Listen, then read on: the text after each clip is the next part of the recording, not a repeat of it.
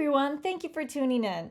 Today I'm going to be arranging the bridesmaid's bouquet that's going to complement the bridal bouquet that I did in a previous video. So the bridal bouquet is over my shoulder there in the back. It's got the white with a touch of navy to it, and then the bridesmaid's bouquet is going to be mainly blues with a touch of white, so just kind of the opposite there. And I got this bundle of flowers from Hobby Lobby, my favorite store, shameless plug. And I'm going to be outlining or setting my parameters with these artificial flowers using the light blue out of that bundle. That's going to be more of my focal flower. I am going to add a little bit of white to it, as I mentioned, but the white I'm going to pull more towards the center. But there's not enough white to make it my focal flower. So I want the lightest of the blue to be the focal, and I'm just going to kind of work the white around the center there. Normally, blues would take a back seat to white, but in this case, it's the bigger flower, it's brighter, and I've got more of them, so it can be more predominant that way. And so I just set my parameters, how tall, how wide, what shape I'm making. By setting your parameters, that really helps keep you on track so you don't get lost in your bouquet. It's easy to do. You get kind of focused on one side, and then next thing you know, it's like in some kind of weird shape, or half of it's down lower than the other half. So if you set your parameters, it's just one less thing you have to worry about. You can just tuck the flowers in as you go. I will go back through and I'm going to glue everything in place here, or you can glue as you go. I recommend doing that just to keep anything from wiggling out. I did switch out the foam in this bridal handle from fresh foam, like fresh Oasis foam, into a dry foam, which is going to be a little bit more denser and hold the stems a little bit tighter than the fresh foam, because the fresh foam is a little bit looser, made to absorb water in it.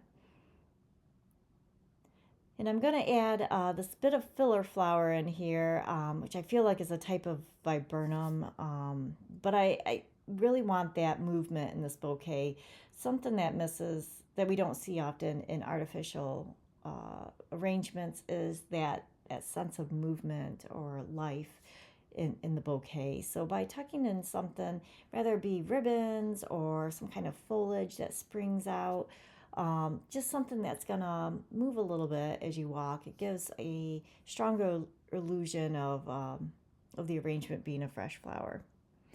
Although this is not a fresh flower because they're blue, but they do actually, you can get dyed roses in a blue color too if you'd like, but if you want an easy way to get different tones of blue, artificial is the way to go. And you can always like intermix too, artificial flowers in with fresh flowers. That's always really nice because you get that movement and everything that you're looking for in fresh arrangement, but you get to utilize the colors of artificial flowers. So, and this color tone for this wedding is going to be in navies, blues, grays, touch of green, but I emphasize more on the blue tones.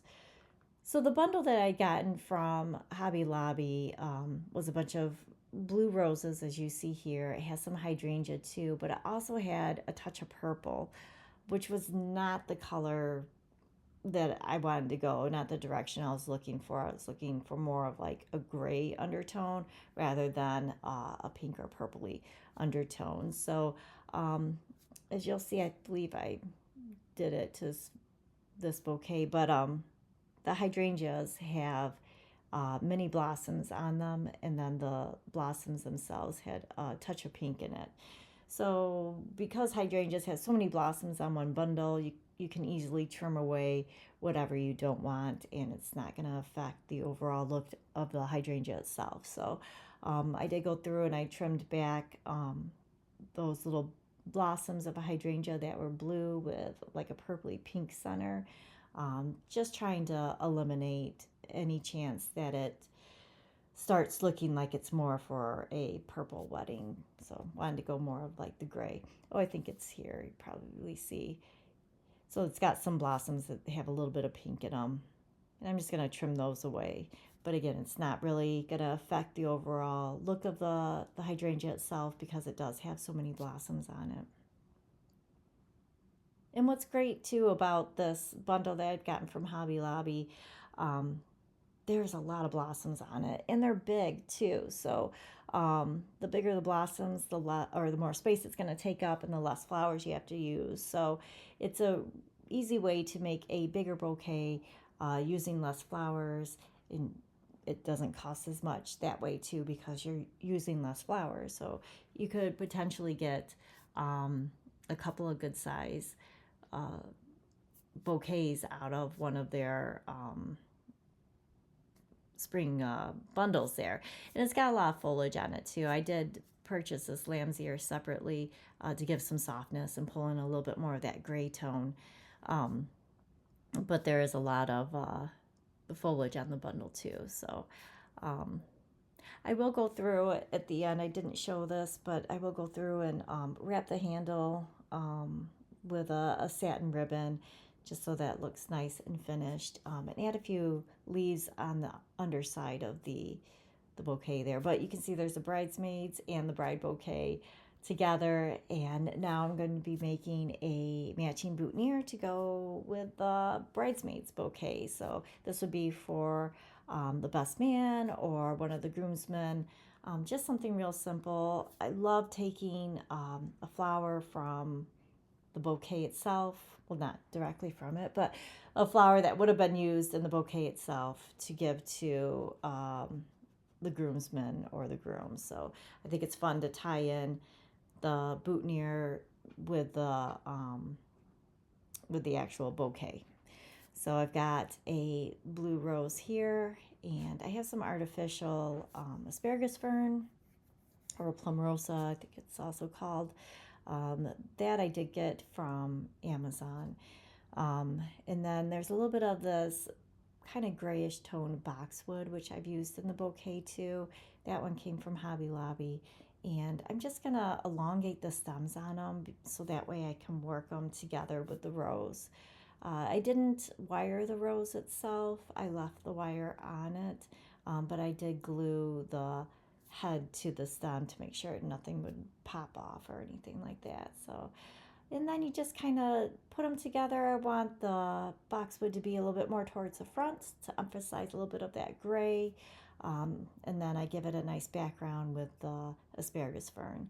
And then you can use your wax floral tape to combine them all together, hold them nice and tight. And there is a link in the descriptions for wax floral tape and wire and such that you can purchase on Amazon. And then you can do something fancy with a bouquet here. I usually measure about 3 to 4 fingers down from the top, but I added a little bit extra. And I'm going to give it a twist. So it kind of gives a little extra to the boutonniere, a little finishing touch there.